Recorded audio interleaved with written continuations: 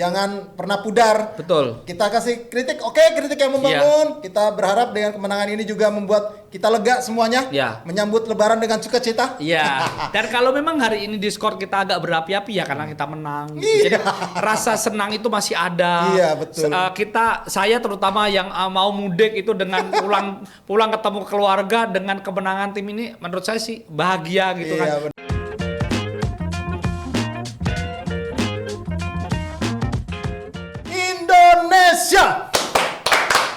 Indonesia. Welcome back to Discord diskusi olahraga bareng Res dan kembali pada S2.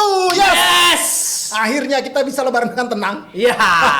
Mudik dengan mood kemenangan. Yes, betul banget, mudik dengan mood kemenangan karena timnas Indonesia menang lagi. Dan yang pasti kemenangan ini sangat berharga.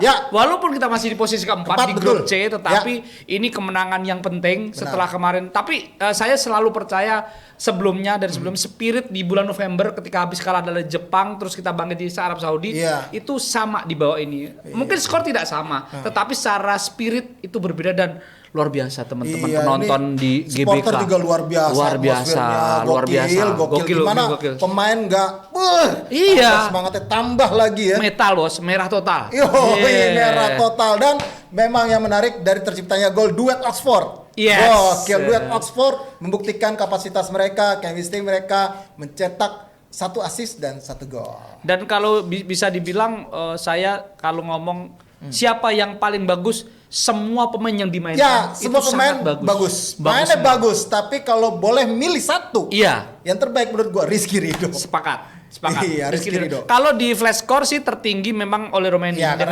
Pasti itu secara statistik dia karena nyetak gol ada tambahan dengan poin 7,3. Tetapi di bawah itu poinnya 7,1 dan itu ada 4 pemain, ada Ricky Kambuaya yang jadi cadangan, yang main jadi pengganti.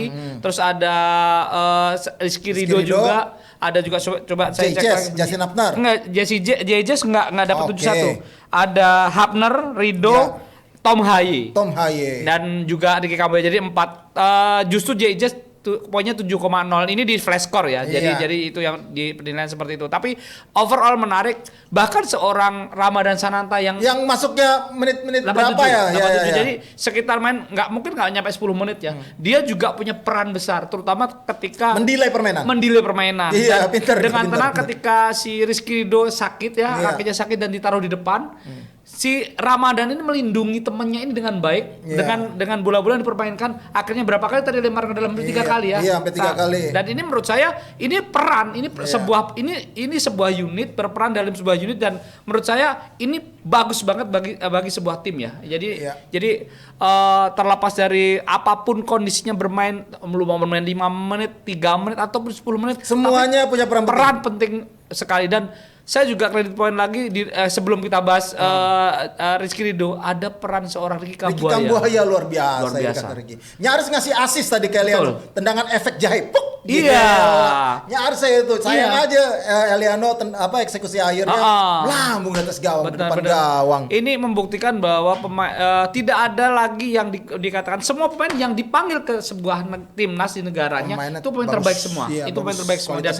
Dan hari ini menunjukkan tidak hanya semangat juang, tidak hanya permainan yang memukau, tapi juga ketenangan. Di babak pertama memang kita lebih banyak menguasai ball position. Betul, mendominasi. Di babak kedua kita banyak ditekan. Tetapi peluang ada juga banyak. Tetapi mampu memotong dengan baik dan kerjasama. Kredit poin lagi juga untuk Joe Palupesi. Main pertama bermain full, dia bermain cukup bagus. Dan yang membuat beda adalah ketika Joe Palupesi ini seperti memberikan ruang bagi Tom Haye. Tom Haye lebih tenang, lebih menguasai bola, bisa mendelay bola ketika lagi diserang, dan ini menurut saya juga sebuah duet yang layak dikedepankan walaupun memang si Tom Haye nggak bermain penuh. Iya, betul dan ini sangat luar biasa benar ya, apalagi tadi memang Rizky Ridho tampil baik. Terus Ricky Kambuaya tampil baik, Ramadan Sananta tampil baik. Ini membuktikan bahwa kualitas pemain-pemain lokal itu tetap dipercaya sama Patrick Kluivert. Iya, benar. Tetap dipercaya sama Patrick Kluivert. Iya, jadi kita melihat bahwa ini sebuah hal yang sudah terjadi, sebuah objektivitas dari pelatih, dan ini pelatih itu kan punya perhitungan masing-masing ya, punya betul. perhitungan sendiri dan dia pasti punya veto untuk menentukan pemain. Tetapi kalau dilihat dari pertandingan lawan Bahrain ini, ada satu hal yang membuat kita saya senang ya, saya bahagia adalah bagaimana komposisi tim ini berlaku dengan sangat baik. Tidak hanya dari belakang, tidak hanya lini tengah, tapi lini depan juga baik. Dan di starter walaupun si Marcelino punya peluang bagus sih ya, yang gagal cetak gol, tapi Ragnar bermain cukup baik. Dia membuat Ole tidak perlu harus ke belakang dan Ragnar menjadi penyeimbang ketika si Marcel kayak menjadi false nine gitu loh, kadang-kadang dia false nine kan gitu. Nah, si Ragnar ini bisa mengcover belakangnya ini. Jadi ketika serangan tidak langsung jauh gitu. Dan ini menurut saya ini juga sebuah strategi yang sangat baik menurut saya seperti itu. Iya, yang menarik lagi tadi bagaimana ekspresif banget seorang Patrick Kluivert. Ekspresif banget. Terus ya kalau kemarin kan bilangnya cuma senyum-senyum doang ketika kebobolan itu. Tadi ekspresif banget sampai keringetan, segala macam. Dan juga bagaimana dia memberikan instruksi di menit akhir tadi ketika Ridho ditarik keluar sebentar karena cedera. Terus dia instruksi 5-3-1 dan itu diterjemahkan dengan baik oleh si JIJS, memberikan komunikasi ke rekan-rekannya. Dia bilang 5-3-1, terus dia ngomong 5-3-1. Jadi pakai dua bahasa. Ini membuktikan bahwa memang JIJS itu benar-benar memegang komando di dalam lapangan dan peran itu jalan dengan baik. Ketika Kluivert memberikan instruksinya kepada kapten tim pun menerjemahkannya ke teman-temannya juga sangat baik, dan itu terbukti dijalankan dengan baik secara skema ataupun skema permainan sih. Dan saya juga melihat kayak seolah salam tanda kutip balas dendamnya Justin Hubner ketika kemarin belum main karena akumulasi kartu dan hari ini bermain. Berapa kali dia melakukan tackling, melakukan clearance, melakukan intercept dengan baik, tackle dengan bersih dan ekspresif. Ketika dia sukses clearance misalnya, dia ekspresif sekali gitu. Jatuhin mental pemain juga. Jadi ini menurut saya ini hal yang positif lah buat tim ini. Dan trio lini belakang kita ada JIJS, ada Ridho, ada Hubner bermain sangat baik, sangat cermat, dan beberapa kali menurut saya justru yang dalam tanda kutip enak kerja PAS ya, maksudnya dalam PAS ini mendapatkan benteng yang sangat bagus. Tetapi kredit poin lagi di depan 3 back ini ada gelandang jangkar yang juga bekerja sangat apik gitu lah. Ini menurut saya juga ada lapisan-lapisan sebelum lawan menyerang, ada lapisan-lapisan yang sulit ditembus. Terutama dengan tendangan dari jarak jauh tadi itu mampu ditutup dengan baik oleh para gelandang kita. Ya walaupun ada beberapa kali ada 1, 2, 3 momen lah. Hampir nyaris saja, dan bahkan ada yang langsung tendangan marhun tadi bisa ataupun tepat di dekapan dari Martin Paes. Yang menarik lagi adalah lawan China nanti kayaknya kemungkinan Marcelino absen. Karena tadi kartu kuning, kena akumulasi dia. Aduh. Tapi tidak apa-apa. Ya nanti mungkin saja nanti Marcel ketika main lawan Jepang malah justru akan lebih on fire lagi. Berikan kejutan lagi nih Marcelino. Jadi akan saya sedikit bacakan statistiknya ya. Jadi overall selama 90 menit plus berapa tadi ball position kita memang hanya 42 dan lawan 58. Sedangkan total shootingnya ada 7 berbanding 7, artinya sama-sama punya shoot 7 ya. Sedangkan untuk shoot on goalnya kita 3 dan lawan hanya 1. Sedangkan shoot off targetnya lawan tuh shoot off target 5, kita 4. Lalu ada big chance-nya kita 3, lawan cuma 1. Sedangkan corner kick-nya lawan 3, kita 4, Indonesia 4. Shoot ada juga goalkeeper save kita cuma 1, lawan 2. Sedangkan untuk offside kita 4 kali, artinya kita lebih banyak menyerang karena lawan tidak ada offset gitu. Terus di foul-nya kita 14 kali dan lawan 8 kali. Jangan yellow card ada 2 buat pemain kita, 1 buat pemain Bahrain. Sedangkan lemparan ke dalam kita 26, lawan itu 30.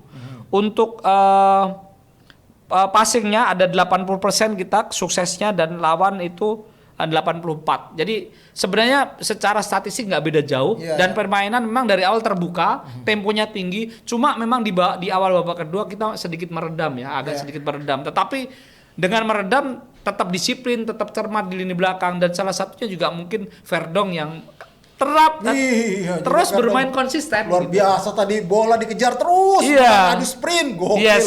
gokil Verdong, emang Verdong gokil banget. Dan yang pasti ini menjadi modal yang positif jelang 2 laga terakhir. Kita pasti akan menjamu China dulu nanti pada 5 Juni ya, kalau gue nggak salah 5 Juni. Kemudian 10 Juninya itu lawan Jepang. Lawan Jepang di kandang Jepang. Jadi memang lawan China ini akan menjadi salah satu penentu juga, memastikan kita dari posisi 4 besar. Betul. Itu yang terpenting sekarang. Yang pasti gini. Lebih dulu memastikan saya nggak mau overthinking untuk pertandingan di bulan Juni. Ini masih ada. Ini baru Maret, ada April, ada Mei, ada Juni, dan Juni kan kemungkinan berkumpulnya lebih lama karena kompetisi sudah selesai.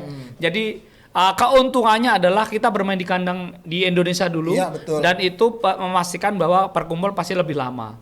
Dengan ini menurut saya modal baik untuk timnas.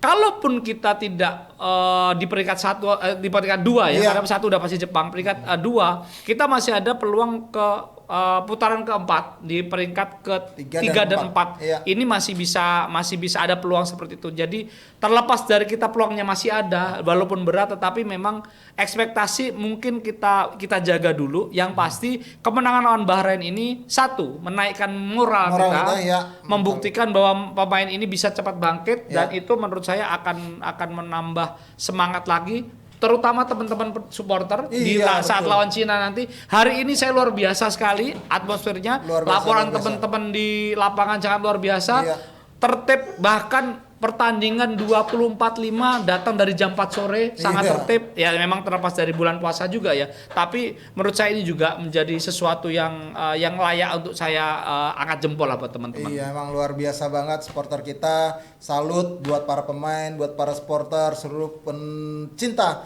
timnas Indonesia. Selamat sekali lagi buat kalian. Silakan menikmati kemenangan ini. Dan kalau menurut lo ada nggak PR dari Patrick Kluivert?